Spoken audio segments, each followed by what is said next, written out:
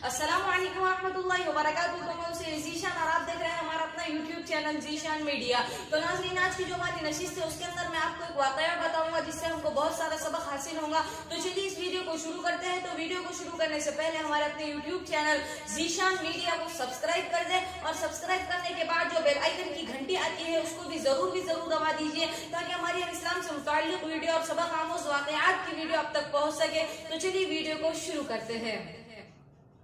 तो नाज़रीन, आज का जो वाकया है वो ये है कि क्लासरूम में प्रोफेसर साहब ने लेक्चर के दौरान बोर्ड पर रियाजी के कुछ फार्मूले लिखे और फार्मूले लिखने के बाद वो तलबा की तरफ मुतवज्जा हो गए। तो तलबा बोर्ड पर लिखे हुए फार्मूलों को देखकर हंसने लगे क्योंकि प्रोफेसर साहब ने दो फार्मूले तो सही लिखे थे लेकिन एक फार्मूले के अंदर मुख्तसर सी गलती कर दी थी।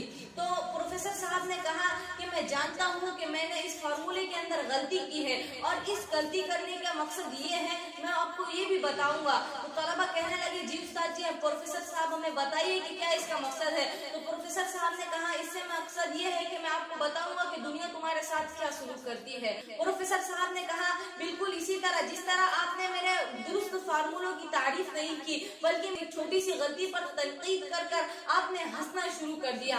तो उस्ताद साहब ने कहा कि बिल्कुल इसी तरह दुनिया आपके साथ करती है। दुनिया आपके दुरुस्त और अच्छे कामों को नहीं देखती बल्कि आपकी छोटी सी गलती को तनकीद का निशाना बना देती है। तो ऐसे वक्त में आपको हिम्मत हारना नहीं है बल्कि तनकीद को पीछे छोड़कर हमारे अंदर जो खूबी है उसके ऊपर तवज्जो मरकूज रखनी चाहिए, तो आप कामयाब हो पाओगे। तो जी हाँ नाज़रीन, इस किस्से से हमें ये सबक मिला कि अगर हम दुनिया में जिंदगी में कामयाब होना चाहते हैं तो अपने ऊपर होने वाले तंज तनकीद को नजरअंदाज करना सीखें। उम्मीद करता हूँ मैं आपको वीडियो पसंद आई होंगी, तो वीडियो को जरूर लाइक कर दीजिए। और मुझे ऐसा लग रहा है कि आपने अब तक मेरे चैनल को सब्सक्राइब नहीं किया तो प्लीज इस चैनल को सब्सक्राइब भी कर दीजिए।